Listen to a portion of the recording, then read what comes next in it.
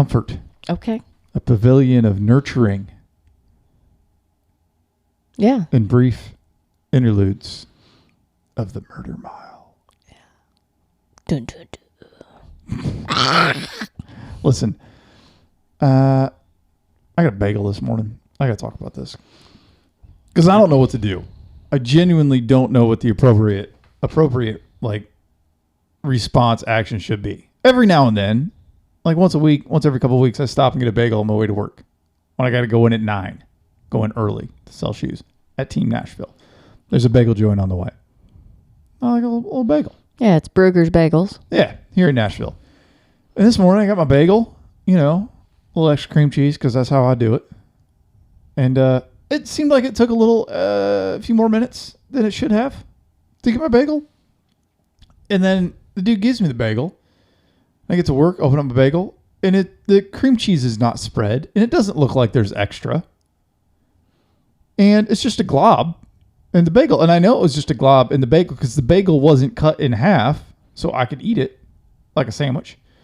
And it wasn't even cut all the way through. So I had to peel the top bagel off and then tear it apart from one another and then find a spoon to spread out my cream cheese. Yeah. I mean, here's the thing. That's not how I wanted to start breakfast.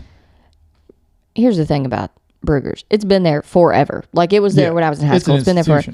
But it actually used to be really good. And here's the thing. They have good bagels. But they're solid bagel. Yeah. It's delicious. I always get the plain bagel. I don't even monkey it up. I like to do fun things. But the staff that they have had in the years past just outright fucking sucks most of the time. They're slow as shit. There's no hustle, and everything's nasty. When you go in, you don't want to touch the counter or the tables or anything. Anymore. It feels decent in there. I don't go, ooh, this is an icky place. Oh, well, it was that for a long time. Which it takes a lot to stop me from going somewhere where something's delicious. But when I feel like I've just left with everyone else's coffee spillage and everything on me. It's pretty clean in there. Okay, but you know what the period I was talking about. Yeah. I mean, I would go anyway. But I don't know. I feel like this isn't worth it. I'm not. Then I'm missing out on my bagel, my special little treat. Yeah, they are, but truly some of the best bagels. I don't want to go in there and be like, "Hey, you guys screwed this up last time." I told you. I don't want them to spit in my cream cheese. Well, no, you got to watch them. Well, I mean, it's a counter. I mean, I could keep pretty good bait on them back there. But again, I don't think do I complain? Is it worth it, or do we just roll the dice and give it one more try, or just go? You know what? Spreading your own cream cheese out and tearing a bagel apart for breakfast, while inconvenient, is just. But it's an expensive bagel. Honestly, not that. It's an overpriced bagel. Yeah, I don't know. It was $3.50 or something, or $4 for a bagel. I don't know that bagels should be that expensive. But I'm not going to get bagels at the house. We're not going to keep bagels in a tub of cream cheese. Oh, we can. But then I don't need to eat a bagel every day. That's true. I'm going to tell you this, and I told you earlier. It's your responsibility to call, and it's your responsibility to say something. Don't be a dick, but you can call and say, hey, I was in there earlier, and I don't know if this is a frequent occurrence, but here's how my food was prepared. Let me finish. As someone who worked in the restaurant industry for 16 years, when someone waits till the next time to come in and they go, last time I was here, well, I wasn't here last time and I didn't make your fucking food. So don't complain to me.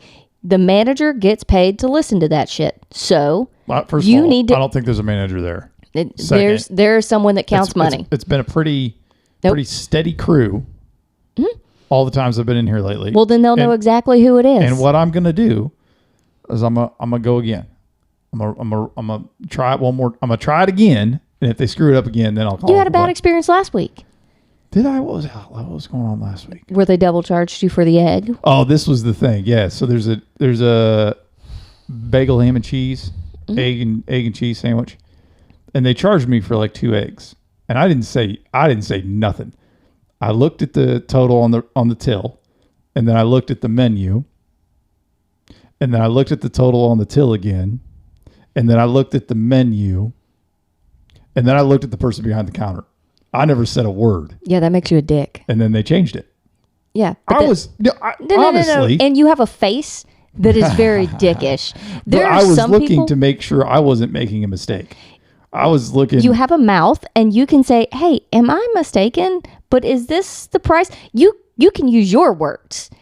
But your I feel face, like you're attacking me. No, I was the victim and you're attacking me. This is victim blaming. No, you just didn't help your situation. Some people make situations worse. I mean, the situation worked out. And you know what? Maybe that guy witnessed that or they knew who you were. Because here's the thing. When people are dicks, people take That note. was a person I've never seen before or since in there. Okay. I'm just That saying. rung it up wrong. There's like a person at the counter, a dude responsible for the bagels, and then a lady in the bagel making area. Yeah. Yeah, that's usually what they're on. Anyway. Yeah, Gosh, I hate forgot that all happened. about that. I hate that it happened, but you have a responsibility to follow up. Is it and my call. responsibility though Yes. to nurture society to the rules of society? Is that my responsibility as being a human on the planet to point out where people are wrong and go, hey, you screwed this up, you can do better? If you're paying for it and you're not a jerk But not about like it. carte blanche out in the world. Like the guy with the bicycle in the middle of the road. Yeah, no, you should have told that guy. I wasn't going to say anything until he gave me the arms up like I'm in the wrong gesture that people do in society. I was just going to not say anything. I was going to hassle him. But he gave me the, hey, what's your problem, bucko? And I went, well, you're going to find out what my problem is right now, buddy boy. Yeah. And we had a bit of a back and forth. What I feel was ultimately a constructive dialogue. I don't think he'll do that again. Probably not. Listen, out at the farm, there's a lot of cyclists that park up the road and do a lot of cycling out there. It's a beautiful place to cycle, I'm guessing, if you enjoy cycling. But this guy... There's also plenty of other places to park that don't involve being on the side of the road, and they've gradually made it larger. Which is not that far away, honestly. If you're cycling, it's you're just a mile away. You could park on the Natchez Trace. There's a parking lot. Yeah. But he was just standing in the middle of the travel lane on his bicycle, not moving. And not only not moving on his bicycle, but not moving out of the way for a vehicle that was coming down the road, which was me. And eventually, I just stopped because I don't want to hit the guy. He, kind of gave me a dumb look and got out of the way into the gravel behind his car. And then he looked at me like I was in the wrong. And so I backed up and we had a conversation. And he didn't think he was in the road. Well, you're not now because you're standing in the gravel. But where were you when I came through? In the road. In the road. I'm allowed to be in the road. Yeah, I understand that. But you're on the wrong side of the road if you're cycling. And you're not cycling. You're just standing in the road. Mm-hmm. Like, what did he tell you? I'm finishing my ride. your ride is finished. Yeah. You're not riding a bike. Your car's right there. It's not like you were Get off crossing the road to your car. You were just standing in it. Anyway, I told him to enjoy his ride. And he said, I was until you showed up, sir. He gave me this sir, which I don't know if he thought that was going to be insulting or whatever, but I thought it was rather respectful, and I appreciate it at the time. There are people out there that think certain words are real insulting. Like the people Sir that use... isn't one of them. No. And also the word weird. When people are like, you're a- being weird. I'm like, that's not the insult you think it is. I know you heard it on TV and it's like the next level. It's not. It's actually not. No, it's not. But people think it is because this goes back to our episode like last time or time before last where we talked about language and we've eroded the human language. Yeah. And so instead of saying, you're being some kind of way, they just said you're being weird because they don't know how you're acting. Yeah, like... They don't have the vocabulary for it. That's actually not... And that's like, oh my God, are you in third grade? Like, are you going to call me a dweeb next? Are you going to say... Bird brain. Your mama? Like... Hey. I mean, those were at least fighting words. Yo mama's some fighting words in some parts. Yeah. Like, you don't talk about... But yeah, people sometimes say things and you want to go, do you think I'm that weak? I have started this confrontation. I don't know what led you to believe. You out. Yeah. I have escalated, engaged, and decided to go for it. Yeah. Your soft words. I've pushed all my chips to the center of the table. Yeah. Like, let's fucking go. Yeah. I'm ready for it. Weird and ma'am or sir. I've got some pent up gonna do energy and a little bit of stress, and I've chosen to take it out on you. Yeah. Sometimes that happens. It's been a busy weekend. It's been a busy We'll get into it. Mid-State Mile's coming up. This is race week. What is the Mid-State Mile, Miss Jones? Tell the people, for those that are uneducated. It's a very, very hard new race. To the world of ultra running. Well, you could be in the world of ultra running for a long time and still not know what the race is. Yeah. I doubt anybody listening doesn't know what Mid-State is, but who knows? Maybe we got new viewers. Crazier things have happened.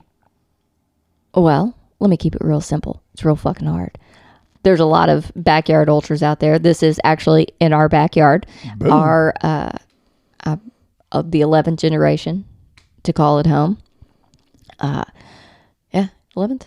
Yeah. Yeah, because Allie's 12.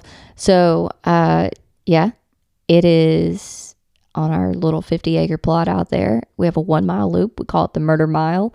340 feet of elevation gain and equal loss. That's an important figure. It is. The loss is important. Because it's only just a mile. People really underestimate that mile. And those uphills and equal downhills are both at in between a 20 to 60% grade. Yeah. They are straight up. There are no switchbacks. It's brutal, and you only have 20 minutes to do it. Yeah. And it sounds real simple. It is very simple. Yeah. Sounds easy. Sounds doable. How hard could it be until you're doing it? Yeah. And we only allow 100, sometimes a couple over. 110 is our official entry max. Yes. Due to the space, not only on the course, but in the corral area. I mean, we're just limited by the amount of people you can cram into a mile and the space to get everybody up into the starting corral. Yeah. Kind of dictate. And, I want a smaller race. It's more, intimate's the word, but it's more friendly. It's more family-like. You get to know people. Yeah. It's been really cool to see the relationships and the friendships that have developed from the race and people going for just meeting there, being a sponsor there, hanging out there. People after they're out end up crewing people and coming back and hanging out and bringing breakfast. Is this how we met JB? Did he show up to Mid-State? He ran. At year 3? I think so.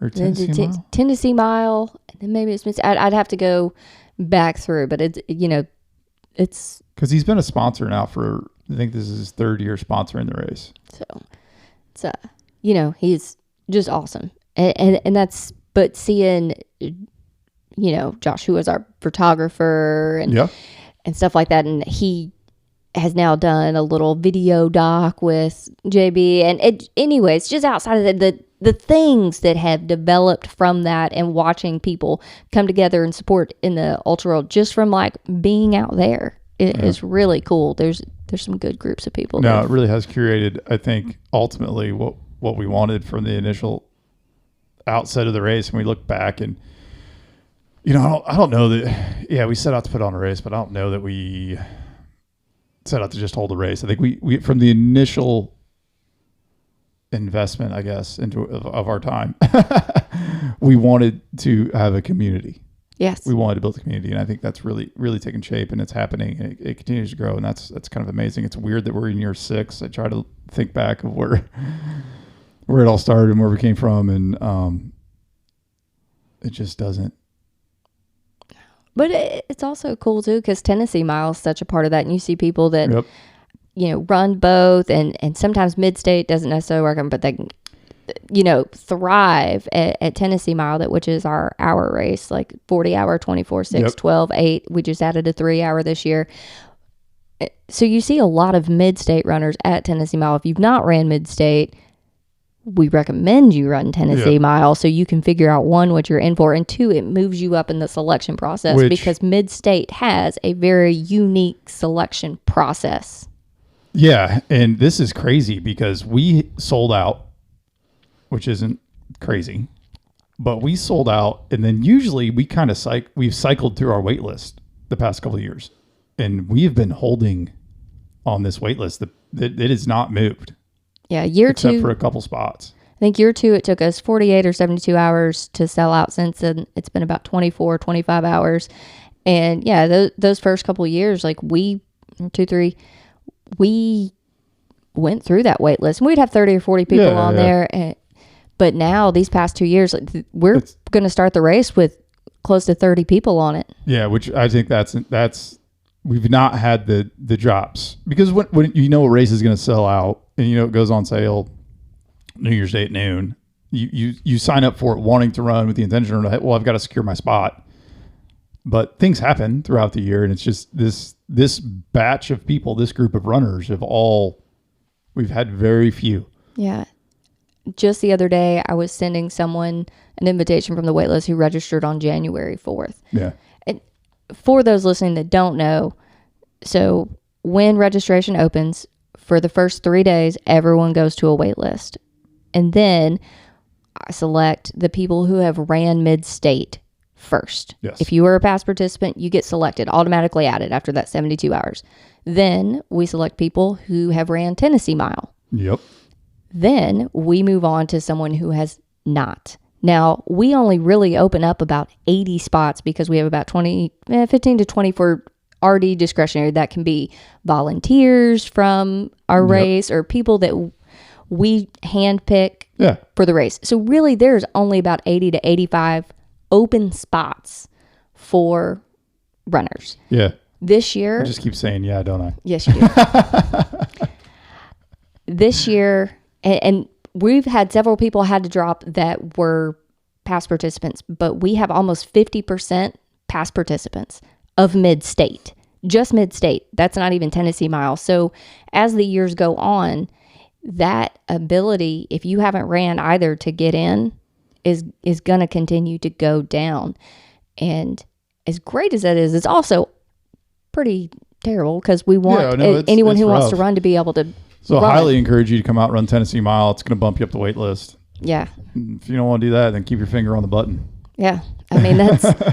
and we want everybody to come out and run. I think, I think for year 10, what I would like to do, I got a vision, is to hold, I don't know, maybe the week before, we'll see, a race for the 1s and 2s and maybe some 3s. Like the past winners and runner and guys with the assist. Mm-hmm. And then like maybe some like third place people that have ran every year. Yeah. Or maybe get like you've ran 5 years in a row and have a race. That'd be fun. With just that group. That'd that mix of people to see just what can happen. That would be really cool. Now, it wouldn't be bad, would it? No. Well, because and this is maybe like, because Biggs started out, Biggs Backyard Ultra Marathon, which is the godfather, whatever, of backyard ultra marathons, 4.167 mile loop. It's very similar, a backyard race, small community, tight group, different formats, but eventually they had to go to a little dog's backyard because they wanted that, hey, every man, every runner feel to it. And I don't know if that's where we'll ever be, but the idea of like, oh man, are we going to have 2 of these things? Yeah. I don't know that is out of the question, because very much want everybody that wants to come run to be able to run. Yeah.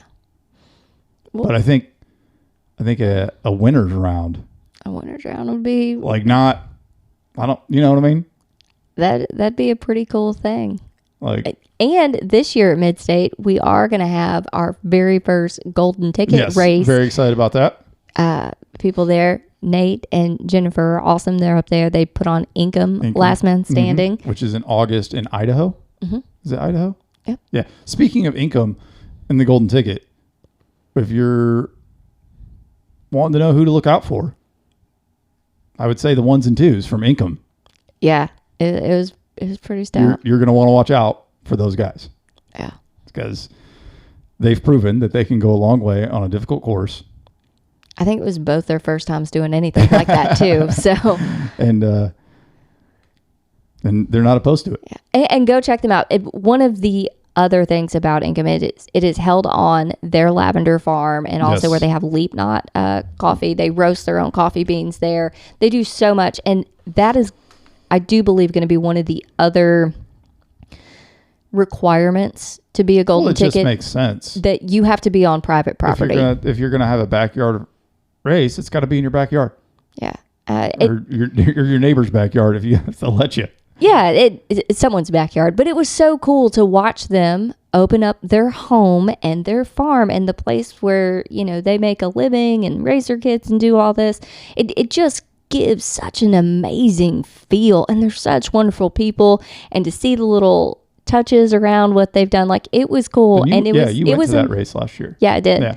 It was a nice taste of what it must feel like, I guess, if you're coming to Mid-State. Well, we hope so. Yes, we definitely hope so. This is our home. Yes, that is the intention when we say come to the farm and come to the race. And yeah, I'm very excited to have them out. Yeah, it's going to be really great. Get into the race a little bit. So I think there's no amount of overstating how much damage the torrential monsoons of March and April did to our course. I don't know if everybody's aware of this, but water runs downhill. And when it runs downhill at a steep hill at a significant volume, it begins to wash a portion of that hill away, which took place to devastating effect on our little 1 mile course. Yeah, just fucking repeatedly. And it's not stopped raining. It stormed today. And good grief. I mean, so much pride, I think, was taken those first few years of this is a challenging course because the elevation gain loss, but the terrain is not. The terrain is flat and it's smooth. And there, we were highlighting routes so you don't trip over them with Dayglow spray paint and things like that. And now the terrain is definitely more challenging. It is. The course has gotten harder. It is more challenging, especially going uphill. I think the downhills are still really good. Mm-hmm. We've done a lot of work out there. Just every moment that wasn't obliged to be working somewhere else for someone else, we have been working on the course, and we'll continue to do so, and practically until we blow a whistle. Yeah. But I'm interested to see. Does it? I don't know that it's going to have that big effect. Like I said, I think the more challenging parts, terrain-wise, are all uphill. They are. So the downhills are still relatively smooth. There's a couple spots where you go, this is going to be a little bit harder, but I don't know that it's going to affect pacing that much. No, after everyone starts up the big hill and kind of spreads out, then space opens up a little bit more. And I know you have to stay in the corral and do the whistle. I don't have to. I think it just helps if somebody's there to blow a whistle. Yeah. But I get out there and look at it, and yeah, it's still that from the corral to the big hill is kind of where that traffic slows down. Yeah. And then after that, people aren't really fighting to get downhill, but there ends up being a few different lines. Yeah, I was talking to Jeremy and Kara. We were doing some work on Saturday. Hey, shout out. Thanks for coming out, Jeremy and Kara. Also, both have been, this will be their 6th year. Yep. All every year competitors. Yeah, they're in for the round of 10. But there's Jeremy downhill's faster, or Kara downhill's faster. Jeremy uphill's faster. So there's still passing going on because people are running, different paces at different zones. But hey, listen, if you want to run a 15 or a 14-minute loop, don't start in the back of the pack. If you're planning on running 18s, 19s, 30, don't start in the front. Don't make people pass you. Yeah. Figure it out. There's a give and take with this race that probably that exists much more than any other race on any other terrain. Yes. And we say, don't block people behind you. No. 2 steps getting out of their way isn't going to hurt. No. It's not going to ruin your day. Don't be a jerk. Yeah, pretty much. It's not that hard. And if you are going to hike, start at the back. You also see this, though, in the beginning of some larger races. Oh, gosh, nonstop. Why are you in the front if you're fucking walking in the first 200 yards? Go to the back if you want to hike that very beginning. I don't understand. And I did get a little irritated at the end of Cruel Jewel because there was several people that we hadn't even made it off that gravel road to get to the road, and they were walking. Why are you up towards the front and you're walking as soon as they say start? I get it. No, I understand. You're going to want to walk early and often in Cruel Jewel. That's not the first 200 yards, and you're up towards the front. Let us get out. If you want to hike. Get out of the way. Yeah, absolutely. So if you want to hike at Mid-State, hike in the back. And I do feel Not for nothing. I advocate hiking. Absolutely. I do think we push that a lot is one, the overall collective and keeping each other accountable. If there are people breaking the rules, motherfucker, you better tell us. You better tell them. You better say to them Telling first. me after the fact, after the end of the race, and listen, I'm the guy. Like, let me know. That's why I'm there. I'm wearing a race official shirt. I have a whistle. Like, let me know if there's an issue. If you let me know after the issue has transpired or has affected you in some way, there's nothing I can do about it once your race has ended. No. Like, I just can't do. I can't fix a problem. I can't do anything. Like, yeah. But if you let me know, I'll see what's going on, and if we can work with it, we will. Yeah. Like, we have rules. Rules are enforced to keep the race going. They're enforced if it's not in the rule book, but it's something else. It's at my discretion. Like, I'm not going to make a ruling. Like, we've had it come up almost every year. Hey, this is going on. I'm not sure. I don't like that. That's not in the interest of the rules or interest of the race. So let's back it off. Let's do something else. As long as you don't bring a dog, don't bring a dog. We're going to take it pretty easy on you. Yeah, and the intention is or any other pet. Yes, no pets, no pets. Period. The intention is to create a space for people to challenge themselves and come together as a community. But if you are an individual who is looking for a way to skirt the rules or find that loophole, go the fuck on somewhere. And I mean that wholeheartedly, because when we have to spend time telling you that you're not acting with integrity or you're skirting things in a way that shouldn't be done, it takes away from us cheering on other people, us giving to the runners that are out there. Everyone has the same rules. Everyone is supposed to abide by them. You're all supposed to keep each other accountable. And I do pressure. They're like, hey, you see him, you say it. You say it to him, and we will handle it if there's an issue. But, if you see somebody doing something they're not supposed to do. Like taking a doo-doo in the middle of the trail. Yeah, I'm not even just come on up and be like, hey, I don't know if this is against the rules or not, but that person just took a doo-doo in the middle of the trail. I'm like, oh, seriously? Like, I can't believe somebody would do that. Well, give them another loop to maybe get it off, but that didn't happen, so I assume they went out. But and then I'm going to go ahead and ask that person to leave. Yeah, by the way, if your crew does something real dumb, like parks where they're not supposed to, that the only person I can penalize is you, the runner. Yep. And I will. If they park where they're not supposed to, especially if they get mouthy, which we've had those issues. It's not that hard to not park where you're not supposed to. There's signs. There's signs, people. It blocks you. There's, Anyway, again, This is our home. This is our home. People live here. Yes. So, in everything that we do is to facilitate the race happening, to facilitate people running as far as they can run on this course. Yes. Everything we do. Absolutely. One goal. And to keep everyone safe. Yeah. Safety is a big one. Safety is very big. And not just for the runners, but also for the spectators. We've had to make some rules about free range children. Yeah. You know what? Here's the thing. There's a giant, and when I say giant, I mean giant rattlesnake that calls this property home. Yes. And has shown up at the race. Has been at the race, has been off trail, not during the race, or right on trail. Right on trail, not during the race. Not during the race. I think you had a video of it last year. I counted 15 buttons, rattles on a rattlesnake. It's 6 feet long. It is huge. That's where it calls home.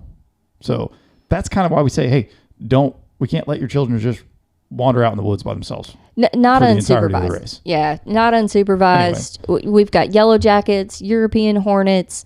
There's coyotes. They hear them out there. And a coyote's probably not going to bother you. Not. But a sick or injured animal could. You never know. There was a den. There's a coyote den this winter out there. Yeah, so. I don't think it's there anymore, but I don't know that. Well, they got pups right now, but you really have to use common sense and look out for one another. And I think it's crazy because if you go to the park, if we go down to the Cohutta and run a race, we're in a wildlife management area or in the national forest or whatever it is, you just expect there to be wildlife. You expect there to be wild hogs and bears and coyotes and, snakes and these sorts of things. But you come to our farm, you come to somebody's house and you just go, oh, this is their backyard.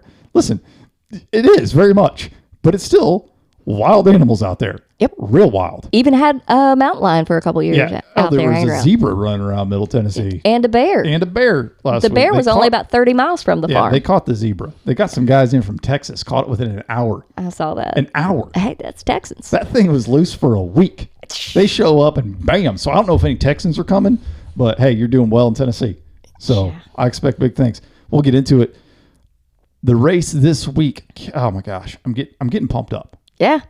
We've talked about the guys from Income because I think everybody wants to know what's the score going to be this year. Who we going to watch out for? Because we got some questions that are specific, and we'll get to those. But who do we think we got to watch out for this year at Midstate? Who's going to put their stamp on the Murder Mile and go home with the coveted quilt? Who'd you put your money on? I guess. Well, one, I don't put money on anyone before. Obviously, that's a foolish errand. But for the people that want to know who they should be looking at to have a big day. Obviously, our income guys. Income guys. For sure. I think 100%. I'm hoping Matt Johnson has a good year. Matt Johnson is... He's been working real hard, and he is a wonderful, human. kind human. He had a good race last year, though, and that's just one of those things. Yep. I'm hoping Darren Jansen has his year. Listen, I think if you're looking at the lineup and you're not taking a strong look at Darren Jansen, I mean, runner-up last year, third place a couple years ago. Yep. It's hard not to go, hey, this is his year. Doug Morse had a good year last year. Tell you what, I think I really hope so, that this is the year he puts one together out there, because he comes in and runs Tennessee Mile. Mm-hmm. And I feel like Doug, for whatever reason, leaves with a feeling of disappointment.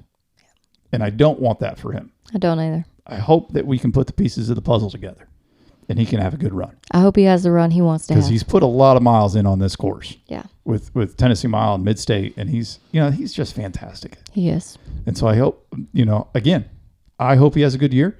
I think you got to watch out for him. Mm-hmm. I'm excited to see Eric and Aaron just come and hang out. Now, Eric's going to run a couple laps, and then he's going to crew Matt. But Aaron's driving down from New York to come and hang out from the weekend. And yeah, he just does cycling and jiu-jitsu now. No, he's back to running now. He's getting back into it. Another one, I think Dylan. You think so? I think, he's this will be his third Midstate. Yeah. And he's ran Tennessee Mile. Yeah. He's just one of these guys that spend a lot of time out on the course.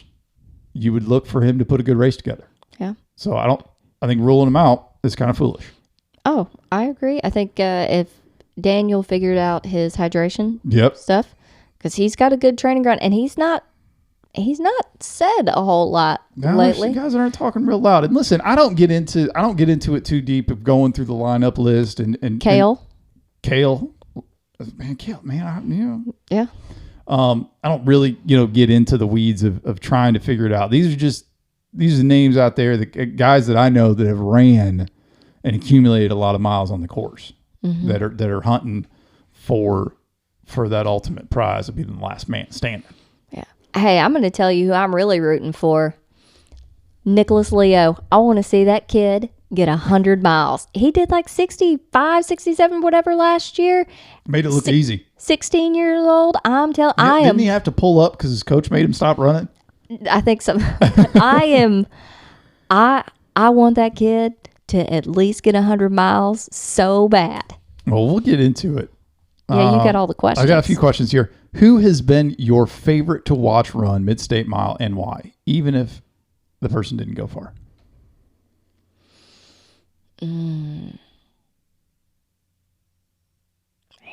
there's so many people that just hold such a special place, and some of the ones that I have found the most impactful have been the people that only ran a handful of miles or 13. It's like when Sherry ran that 5K. Sherry Roberts. Yep. 3 miles out there. Oh my God. And, her honey bunny, when he was out there at Tennessee Mile, like he's been, oh God, the Roberts are amazing. I really hope to see them back one day. Y'all. Yes, I know. I think that is a big part of it is I always like to see the people that come a little unprepared, really excited, and then come back the next year. There was a That's guy. always fun for me. And it doesn't matter if they ran 3 miles the first year or 10 miles the first year or 6 year, whatever, and they come back and they've got a little bit more in the tank, and that's always fun to watch. I've looked at this question a little bit longer, so I'm gonna give you the longer thing. But Danny Novotny Oh, yeah, Danny. has probably been my favorite to watch run the race because he came out of nowhere down from Chicago. So he's got a little bit of a Chicago accent, and he brought his boys with him, just young kids. I think they were like 18, 19 years old. You know what I mean? Couldn't rent a hotel room yet, so they're sleeping, they tented because they didn't have any money for a hotel, and they couldn't rent one anyway.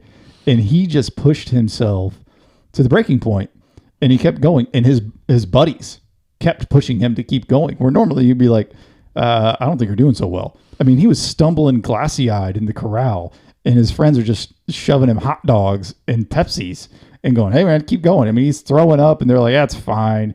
Just pushing him out there. It was really fun to watch, and it's what inspired the Forrest Sanders Heart of the Race Award, brought to you by Timber Hayes. Yeah. A beautiful handmade frame. And that kind of performance is, that was fun. Yeah, that was Maybe not my very favorite, but it's one that immediately comes to mind. I think watching Luke run is really fun because he's fast and he's in an environment where he runs with people and he tells stories, and he's just a heartwarming guy that's having a good time. And, Luke runs really fast for a long time, and everything is going great, and it's super easy. And then things get really hard, and he's like, I don't understand what is. So that shift in him is fun to watch too. Because he wants it. Yeah.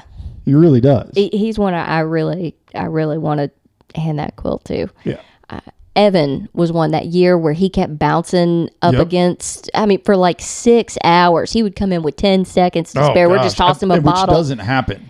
Yeah. And then usually when people bump up against the clock, they just keep sliding back. Yep. But he would bounce back and would have 2 or 3 minutes and then come back and be like 30 seconds, 10 seconds. He kept us on pins and needles for hours. It was rough. It was, and he's so wonderful. I love his parents. So much. Fantastic. They are. That was fun to watch. They're some of my Came out of people. nowhere 2 years in a row, just really unassuming, and just threw down. That was super impressive. Yeah. What is your prediction of how far the race goes this year? How's the weather looking? I wouldn't even fucking bank on that weather. It's Tennessee. It's so bipolar. I mean, it's just an angry, pissed off girlfriend. You don't know what that shit's going to do. You don't know if it's going to give you a blowjob or blow your shit up in the front yard. Well, that's why serious. we call it the Ultra Crude Podcast. Little ears, probably not. Listen, here's the thing with the weather forecast. We are forecasted for thunderstorms virtually every day of summer in Middle Tennessee. So it's not unlikely that we get a pop-up shower or something. It could blow by us and just be fine. I'll tell you what looks really promising is the temps. Temps look good. It's been beautiful, beautiful weather here this weekend. And outside of the rain, we had Saturday afternoon for a little bit. I mean, it was cool on Sunday. Yeah. For all things considered in the shade.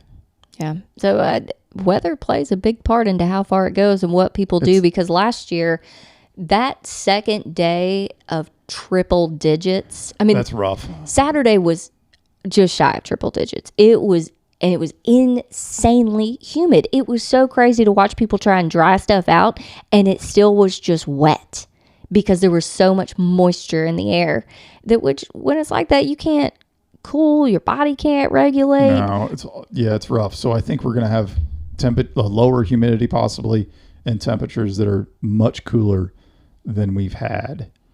I don't know, outside of that first year. Yeah. I mean, it's not gotten hot yet in Tennessee. Mm-mm. I mean, we've just now, the past couple of weekends, have gotten warmer temperatures in the 80s, highs in the 80s. The other day was 86, but 40% humidity. And I was like, is this what heaven feels like? This is so toasty and delightful. So I think all considered, pretty good indicators of the weather being positive, rain or not. Yeah. Anything, the rain comes in, you stay cooler. Like, as long as you're, not chafing, I think you're going to be all right. I look for about 36, 40 hours. I'd like to see it. I want to see a Monday. Yeah, I I'd like want to to see a Monday Monday morning too. sunrise at Weather least. plays a big part in it, and maybe the cooler temperatures this year pull that off. 36, 40 hours. That's how long I think it's going to take this year. I think this is probably overall one of the most experienced fields we've had. I'm also really excited to see our boy Casey Keldner. He went really far last year. We've been training him this year too. I'm excited to see that.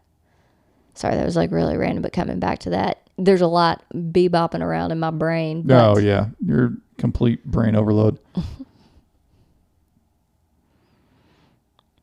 Are you reading? I'm reading the questions. Oh, okay. Have you ever had to pause mid-state for storms? No, we have not, and hopefully not. Here's the thing, unless the winds are crazy and limbs are coming down, and that's my biggest fear is limbs coming down out there and trees coming down while people are on course. Lightning, lightning's lightning, but we don't typically have a lot of lightning strikes out around there. Yeah, it's tough. We've not had to pause we've paused a race. We did a vert challenge a few years ago that we paused because of a lightning storm. Yeah, and limbs were also coming down, and it was crazy. We did pause Big Owls because of a tornado warning. And then I made everyone get in a culvert. And yeah, that was the whole thing. No, we've not had to pause mid-state. We do have a plan in place. Should we need to pause it for lightning, I do not anticipate that happening. It would have to get biblical, quite frankly. Yeah. It's a short course. You're not out there very long. No. We don't have to come looking for you. There's not a danger so much. What kind of skin cream do you use? Like lotion? I don't know.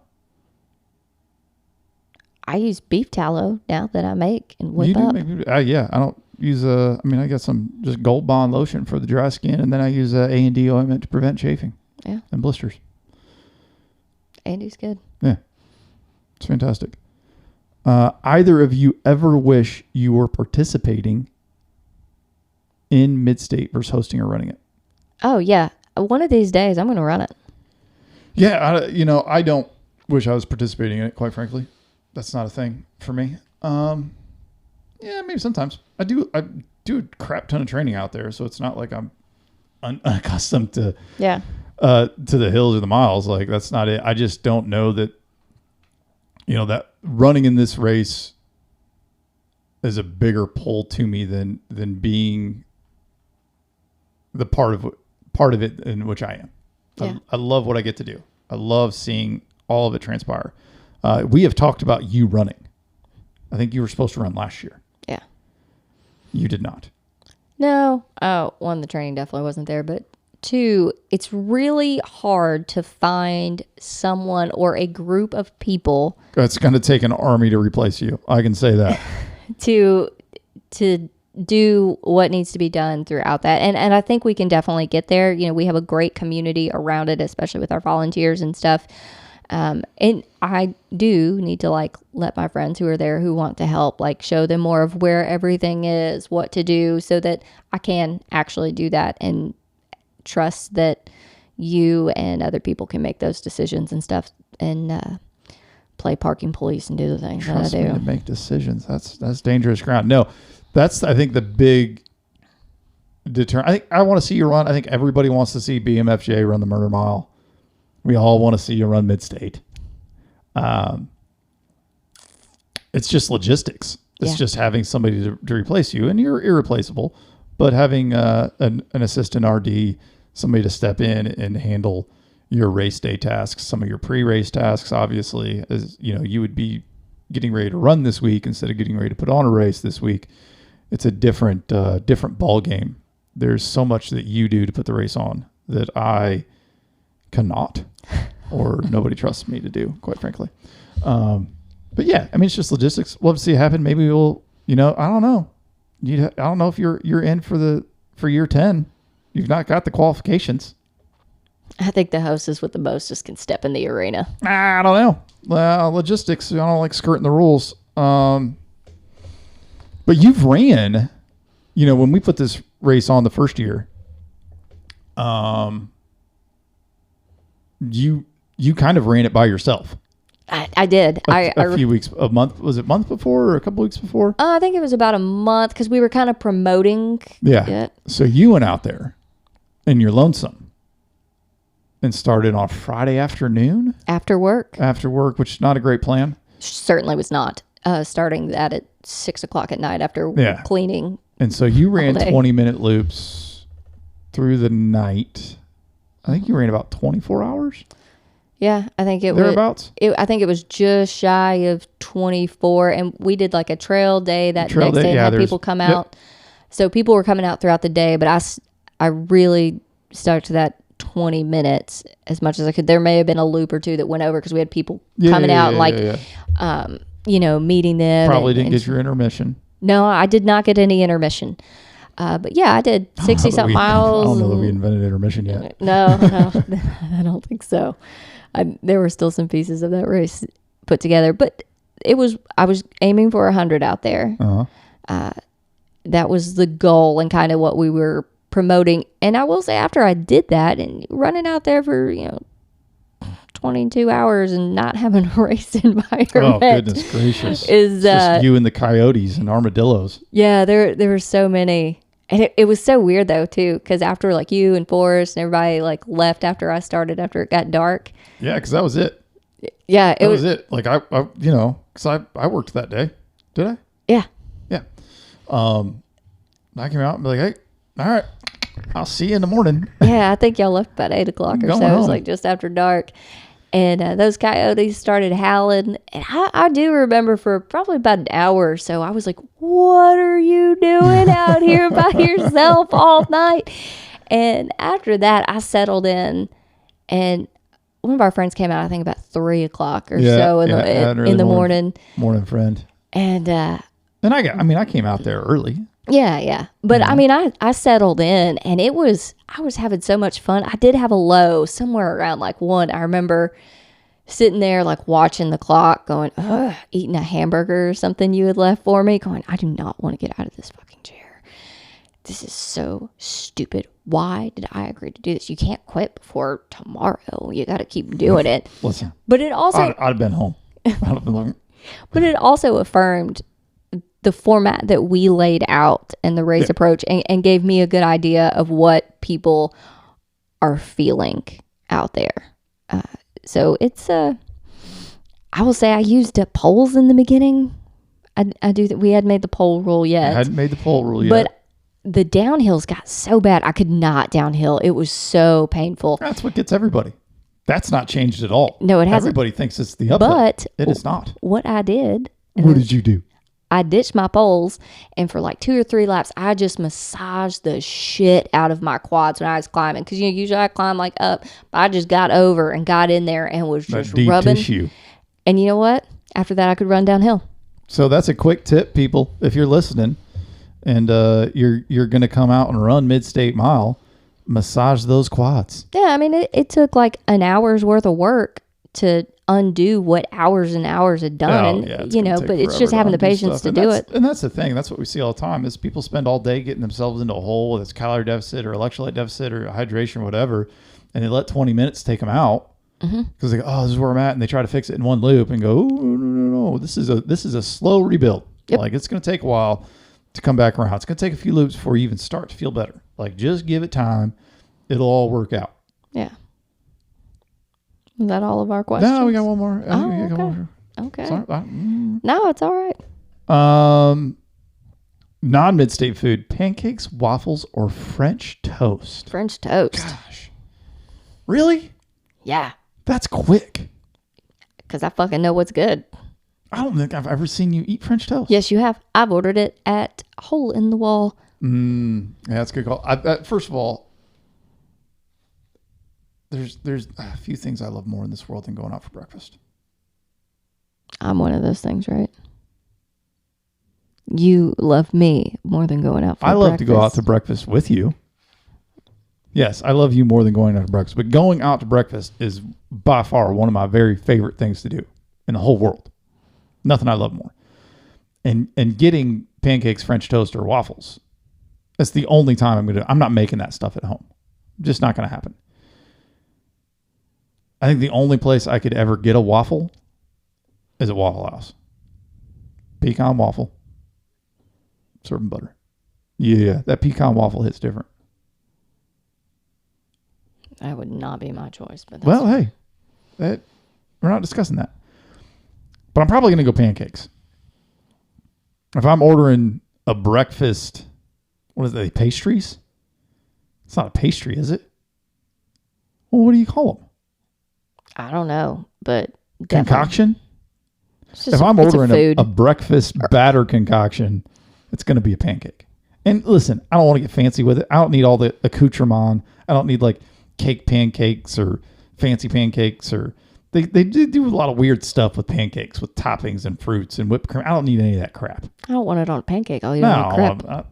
No, I don't want that either. Crepes are French. I just want a regular pancake. I like French toast and I like crepes. Huh. Mom makes good French toast. Mm-hmm. Yeah, we'll have to make French toast next time we're in Indiana. She'll love that. Oh, I like French toast. So. Yeah, well, now she knows she's got to make French toast. If you're listening, she's probably not, but I'm going to have to tell her. Maybe the old man will tell her. Maybe the old man's listening. Like Burger King used to have these French What? toast sticks. No, get out of here with your French toast French stick. stick. I hate the French toast sticks. That is garbage. Like, I like some French toast. I grew up on French toast. Butter and syrup are the only two American toppings, accoutrements to all of these foods. If you put anything else, if you bring powdered sugar anywhere near my freaking pancakes, just throw the plate away, you stupid communist. I was going to say, you're such a communist. You're just this is the worst thing you can do to any breakfast item is put powdered sugar on it. Get the crap with your powdered sugar and just get it out. What is it even good for? You make frosting with it. That's what you use powdered sugar for. Buttercream ice cream. I disagree. I like powdered sugar. Yeah, no, on your French toast? Yes. For what? It's delicious. It's garbage. You're garbage. No, you're not. I like you. No, I can't stand powdered sugar. There probably isn't anything I like powdered sugar on. I would rather eat just powdered sugar than you to put powdered sugar on something I'm trying to eat and ruin it.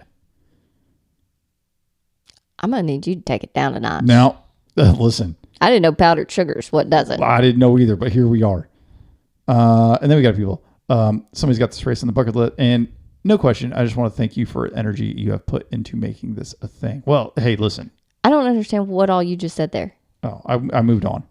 Yeah. Somebody commented they don't have a question, but they have this race on their bucket list, which is awesome. Come out and see us. We'd love to. It's going to be Father's Day weekend, 2026. Mm-hmm. We're going to have the race again. If you really want to run it, come out and run Tennessee Mile this December, the first weekend in December. Sign up for that. That'll make sure you get in, or go a long way to make sure you get in. And then I just want to thank you all for the energy and I just want to thank you for the energy you have put into making this a thing. Aw. Well, thank you. Listen, this is 100% a labor of love. It's moved us and changed us in ways that never saw coming. Didn't want to happen, and quite frankly, don't like sometimes. Sometimes it does require us to be a better person. It takes every bit of our energy. Just making shirts 45 minutes ago. Growth process. We're in it. Yeah. But it's forced us to be better. Better versions of ourselves and better partners to one another. And a lot of that's come the hard way. Oh, for Quite sure. frankly. Wouldn't trade it for the world. But it's not our energy that does it. It's certainly not mine. It's Miss Jones above me every single day. Oh. But it is the people that show up. It is your energy that make all of this frankly possible and all of it worth it. There's nothing that we can do singularly to make this race happen. Without you guys and without you all and the people that come out and show up and run, we would be left with nothing. Agreed. It's just not, it's great. It would be our home. It'd be where we trained and hang out and have fun and forge and shoot guns and check out old race cars and, but it wouldn't be a community and it wouldn't be a race and it wouldn't be special. No. Oh, it is. It really is. It's everyone. It is everyone showing up being who they are and opening their hearts to the experience and pushing their bodies and willing to make friends out there and connect, that create the feel, the vibes, if you will, the energy around the race. Like it's the runners. It's the community. And it is, because we don't play music. Nope. There's no music allowed, not even in the crew areas. We've never played music. We don't bring outside entertainment in. We don't pump up the jams. We don't have an MC. There's nobody hyping the crowd. It is your man here with a whistle, and you all is the energy. And so you guys are the ones that bring it. And I say this, I say it every year, and I'll say it again this year. So this is an insider. Somebody always inevitably comes and it's like, hey, I really appreciate it. Thank you. And I look them in the eye and I say, we did this for you. All of this is for you. And I mean that as a singular person. I don't mean it as the collective for you all. I mean it for you, the individual, because that's why we do it. We do it for you as an individual. Mm-hmm. So know that that's where we are coming from. That is why we do this. It's great to have everybody. Everybody lets us have you here and have this race for you, a single person. Yeah. I don't know if I could have said that any better. Yeah. Well, all right. I guess with that, you got any parting words? I'm just really excited to have everybody out this weekend. I'm excited to get it going. It's going to be and great. I appreciate all your hard work as well. I do it for you, baby. Oh. While we do this for everyone else, I do this simply for you. Oh, thanks, baby. All right. Hey, we appreciate you checking into the Ultra Crude podcast. We got a race to put on. We'll check back next week and we'll do a race recap. All right. Thanks, everybody.